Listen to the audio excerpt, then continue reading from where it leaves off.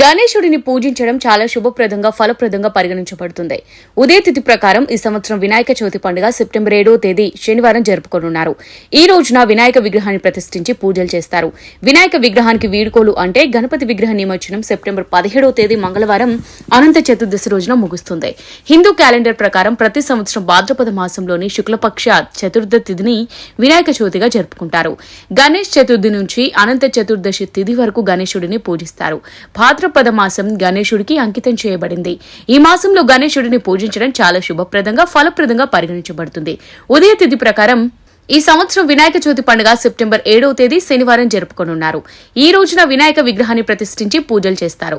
వినాయక విగ్రహానికి వీడ్కోలు అంటే గణపతి విగ్రహ నిమజ్జనం సెప్టెంబర్ 17వ తేదీ మంగళవారం అనంత చతుర్దశి రోజున ముగుస్తుంది.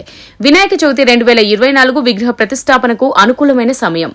హిందూ పంచాంగం ప్రకారం సెప్టెంబర్ 7న వినాయక చవితి పూజ విగ్రహ ప్రతిష్టాపనకు అనువైన సమయం ఉదయం 11:30 నుంచి మధ్యాహ్నం 1:34 వరకు ఉంటుంది. ఈ విధంగా సెప్టెంబర్ 7వ తేదీన వినాయకుడి ఆరాధన విగ్రహ ప్రతిష్టాపన కోసం పవిత్ర సమయం 2:31 పాటు కొనసాగుతుంది. ఈ సమయంలో భక్తులు గణపతి బొప్పను పూజించవచ్చు. వినాయక చవితి రోజున చేయాల్సిన పనులు: ఇంట్లో లేదా పూజా స్థలంలో అందమైన గణేశుడి విగ్రహాన్ని ప్రతిష్ఠించండి. వినాయకుడిని అలంకరించండి. పూర్తి ఆచారాలతో పూజించండి. వినాయక చవితి రోజున ఆచారాల ప్రకారం గణేశుడిని ఇంట్లో ఈశాన్య మూలలో ప్రతిష్ఠించండి. ఈ దిశలో వినాయకుడిని పూజించడం శుభప్రదంగా పరిగణించబడుతుంది. గణేశుడికి ఎరుపు రంగు అంటే చాలా ఇష్టం. అందుకే గణపతి బప్పాను ఎరుపు రంగు వస్త్రం మీద ప్రతిష్ఠించి ఎరుపు రంగు దుస్తులు ధరింపచేయండి. పూజలో ఎరుపు రంగు దుస్తులు ఉపయోగించండి. గణపతి పూజలో ఎరుపు రంగు పూలు, పండ్లు, ఎర్రచంద్రం ఉపయోగించండి. గణేశుడి ఆరాధనలో దర్భగడ్డి, పూలు, పండ్లు, దీపాలు, అగరబత్తీలు, గంధం, కుంకుమ, వినాయకుడికి ఇష్టమైన లడ్డూలు, మోదకలు సమర్పించండి. గణపతి ఆరాధనలో ఓం గం గణపతి నమః వంటి గణేశ మంత్రాన్ని 10 రోజులు జపించండి. వినాయక చవితి రోజున చేయకూడని పనులేంటంటే గణేష్ చతుర్థి రోజున ఇంట్లో పొరపాటును కూడా సగం నిర్మించిన లేదా విరిగిన గణేశుడి విగ్రహాన్ని ప్రతిష్ఠించకండి లేదా పూజించకండి. అలా చేయడం అశుభంగా భావిస్తారు.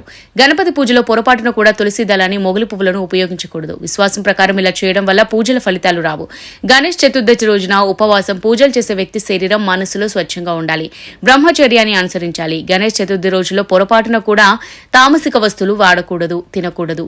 గణేష్ చతుర్థి సందర్భంగా కుటుంబ సభ్యులతో గొడవ పడొద్దు, కోపం తెచ్చుకోవద్దు. వినాయక చవితి పూజా విధానం: వినాయక చవితి పూజ కోసం శుభ్రమైన నిశ్శబ్ద ప్రదేశంలో పీఠాన్ని ఏర్పాటు చేసి గణేశుడి విగ్రహాన్ని ప్రతిష్ఠించండి. గంగాజలంతో శుద్ధి చేయండి. ఆ తర్వాత వినాయకుడిని కుంకుమ చందనం పూలతో అలంకరించాలి. వినాయక తుండానికి కుంకుమ చందనం అద్దండి. దర్భలను సమర్పించండి.